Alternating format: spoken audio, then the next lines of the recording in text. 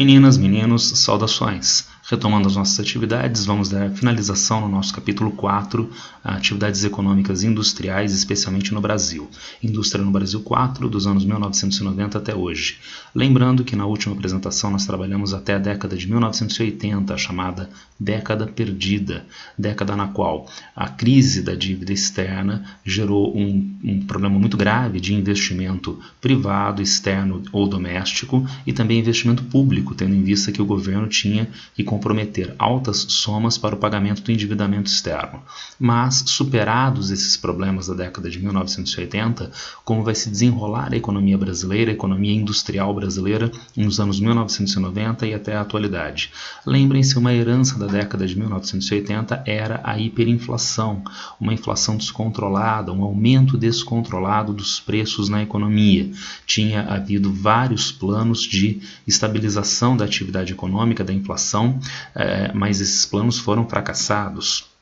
Desde o plano cruzado, passando pelo breve governo do Fernando Collor de Mello, mas chegamos aos anos 90, no governo Itamar Franco, o ministro da Fazenda do Itamar Franco, Fernando Henrique Cardoso, lançou então um plano de estabilização dos preços, o Plano Real, o primeiro plano bem sucedido para a contenção da inflação, plano de contenção da inflação e estabilização da moeda, o Plano Real. Esse plano gerou um aumento imediato do poder de compra da sociedade, inclusive gerando, consequentemente, forte apoio da sociedade ao Plano Real.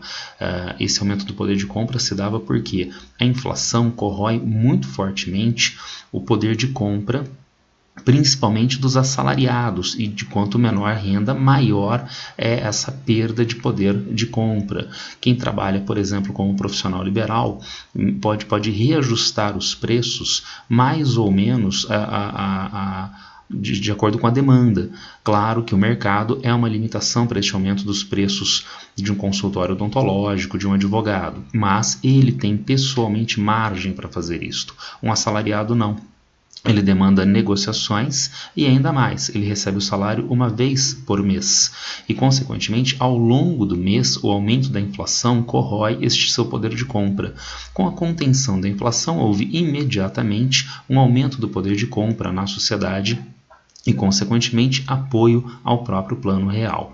Mas uma outra característica importante é que, para a contenção da inflação, entre outras características, o real, a nova moeda brasileira, se tornou muito valorizada frente às moedas estrangeiras, especialmente ao dólar, inadequadamente valorizado. A gente diria, então, sobrevalorização da moeda. Quando a moeda doméstica está muito valorizada, há um problema para as exportações, principalmente em setores nos quais o país não tem a maior competitividade. A sobrevalorização do real não vai afetar as nossas exportações minerais, não vai afetar as nossas exportações agropecuárias, porque nesses setores o país tem alta competitividade, mas ele não tem competitividade no setor de serviços, na atividade industrial, e ainda com um outro desdobramento negativo. Quando a moeda do país, quando a moeda brasileira estava valorizada, na verdade está até hoje, quando ela estava valorizada, há uma facilitação de importação, há um barateamento de importação de produtos. Consequentemente, a indústria brasileira tem dificuldade de exportar, dada a sobrevalorização, e no mercado brasileiro ela concorre com produtos importados de boa qualidade e baratos. Daí a tendência de desindustrialização na economia brasileira a partir do Plano Real, a partir dos anos 1990. Vejam no nosso gráfico da apostila, nós temos mais de 25% do PIB brasileiro na indústria de transformação até a década de 1980, no lento processo de crescimento da atividade industrial desde a década de 1910, 1930, mas a partir do Plano Real, uma tendência de diminuição da participação da indústria na geração do PIB aqui no Brasil. Uma outra mudança muito forte na economia, na sociedade em geral e que tem, claro, desdobramentos na indústria durante o governo FHC é a intensificação do novo formato de Estado-sociedade que nós vamos denominar de neoliberalismo. Então avançam significativamente as privatizações, as concessões, além de haver redução dos investimentos públicos tanto na economia quanto investimentos sociais, investimentos em saúde, investimentos em educação, investimentos em saneamento básico e assim sucessivamente. Avançamos para os anos 2000, o comecinho dos anos 2000 ainda é o segundo mandato do Fernando Henrique Cardoso, mas os anos 2000 são basicamente dominados pelos 2 mandatos do presidente Lula, onde nós não temos uma retomada keynesiana e muito menos, eu poderia dizer, estado de bem-estar social, mas a redução daquela liberalização econômica que estava dada em governo FHC e com o aumento consequente da participação do Estado na sociedade, em alguns setores-chave, em alguns setores mais importantes, como é o caso do petróleo, através da estatal Petrobras. Na verdade ela é uma empresa de capital misto, mas ela é controlada pelo governo federal, e principalmente a ação da Petrobras no pré-sal, a maior descoberta de petróleo do século XXI. Na construção civil, com grandes empreiteiras brasileiras, a Odebrecht, a Camargo Correia, atuando significativamente através de programas públicos, como por exemplo o Minha Casa Minha Vida. Então veja, é o Estado atuando diretamente através de uma empresa estatal, a Petrobras, o Estado atuando em parceria com a iniciativa privada, em parceria com o setor privado, mas em programas públicos, como é o caso do Minha Casa Minha Vida e a construção civil, as empreiteiras privadas. E também com benefícios ao mercado externo, metalurgia, o setor automotivo brasileiro, que é basicamente de multinacionais. Ainda uma outra característica de apelo social e econômico no governo Lula, o crescimento econômico foi pautado por uma inserção de populações excluídas através do consumo, através do aumento da renda e através do consumo. Isso se deu porque o crescimento econômico sustentou aumento real do salário mínimo. Lembrem-se, quando eu digo aumento real, é mais do que o aumento nominal. Não é apenas o valor que aumentou, a quantidade de dinheiro que foi paga.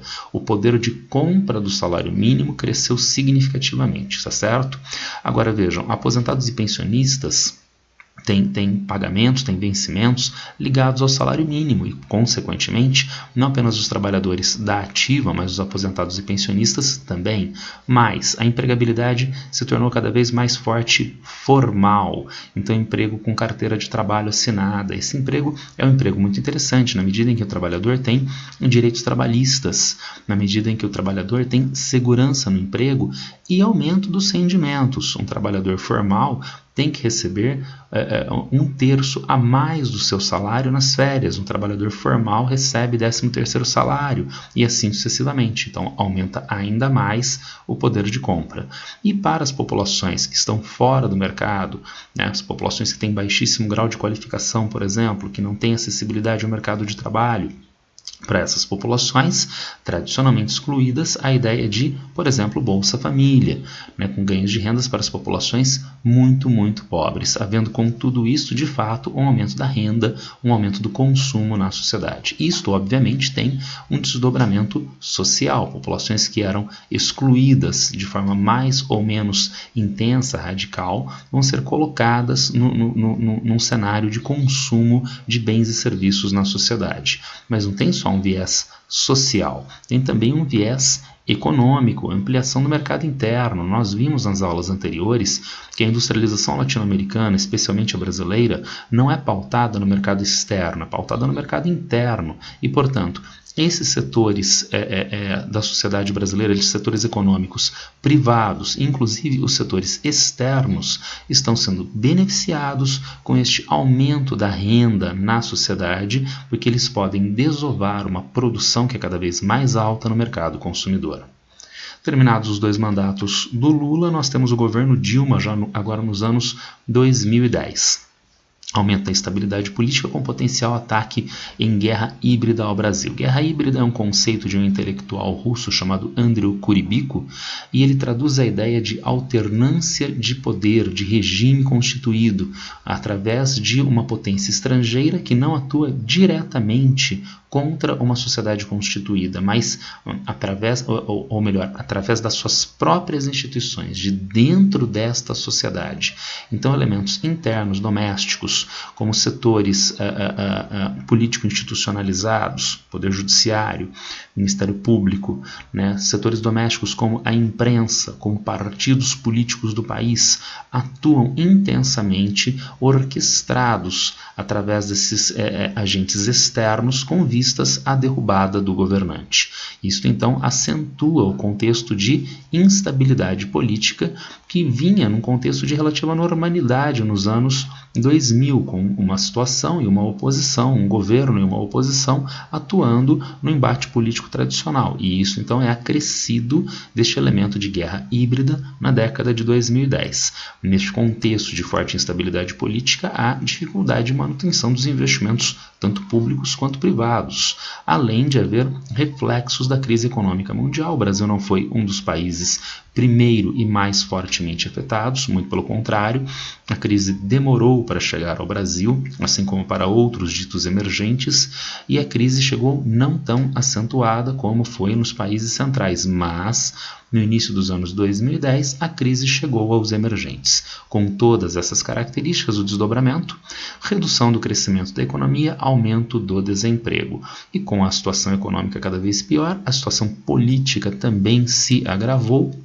E no começo do segundo mandato, a presidenta Dilma foi destituída do poder, né, foi afastada em um processo de impedimento.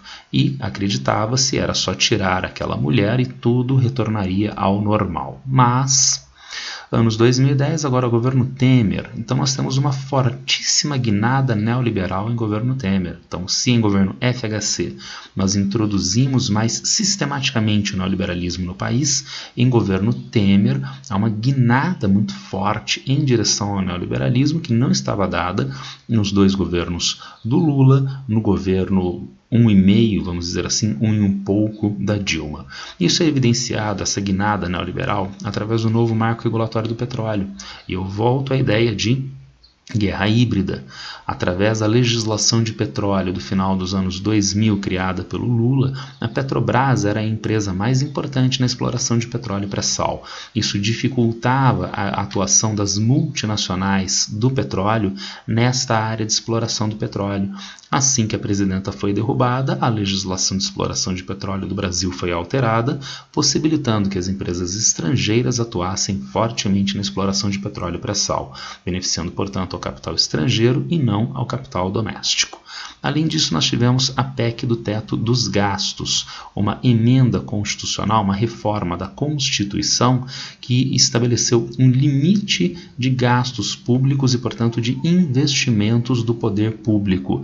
Isso é um problema gravíssimo, um problema muito, muito grave, porque em cenário de crise econômica, como nós tivemos na década de 1930, como nós tivemos no final dos anos 2000, a crise econômica mundial, e como nós estamos tendo agora, então é necessário investimento, aumento do investimento para superar a situação de crise. Esse investimento em cenário de crise não vem da iniciativa privada, porque o empresário tem medo de investir em um cenário de crise econômica. O investimento tem que ser oriundo do poder público, mas no Brasil foi aprovado um limite, um teto de gastos, de investimentos do poder público, o que dificulta ainda mais os investimentos públicos, limitando ainda mais os investimentos também privados. Ainda na guinada neoliberal, nós tivemos a reforma trabalhista, que tornou o trabalhador mais exposto ao capital, diminuiu os seus direitos, aumentou a vulnerabilidade desse trabalhador,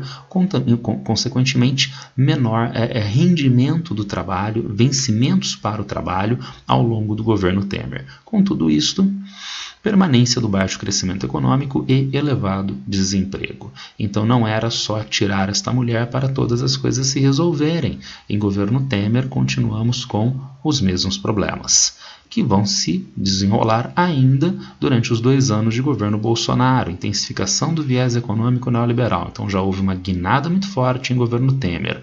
Em governo Bolsonaro, esse processo vai ter continuidade, vai ter exacerbação com o ministro da Economia, Paulo Guedes. inserção internacional subserviente aos Estados Unidos. Isso é uma questão de política externa, mas que tem desdobramentos na economia brasileira, tem desdobramentos na atividade industrial, com dificuldade de manutenção das relações políticas e econômicas internacionais mais plurais. Então, como se dá a manutenção, por exemplo, a intensificação, por exemplo, das nossas relações comerciais com os parceiros do Mercosul? Como se dá a inserção do Brasil nas relações internacionais e, portanto, comerciais com a União Europeia, com a China, que é o nosso principal parceiro comercial? Então, há todos esses problemas ligados a esta postura de política externa do governo. E ainda mais, um cenário doméstico precário para investimento, tendo em vista, então, a permanência de um contexto de instabilidade e agora, em 2020, nós já tivemos algumas ameaças de processo de impedimento do próprio presidente Bolsonaro. Já houve vários processos que foram introduzidos na Câmara dos Deputados sem andamento pelo presidente da Câmara, o Rodrigo Maia. E com tudo isto, a dificuldade de investimentos domésticos, porque o cenário político continua incerto, e também investimentos externos, mantendo-se, portanto, com uma condição de desemprego muito elevado. E tudo isto, esse barco sem rumo de há 5 anos chamado Brasil, e com tudo isso nós entramos em uma tempestade gravíssima, que é a crise Covid-19 da atualidade, o que faz com que então essa situação, que já era ruim do ponto de vista político-econômico, se torne ainda mais grave. Tudo bem? Era isso que eu queria passar para vocês hoje, para nós finalizarmos o nosso capítulo 4. Se alguém tiver algum problema, alguma dúvida, já sabe, me pega nas redes sociais. Abraço para todo mundo e boa sorte!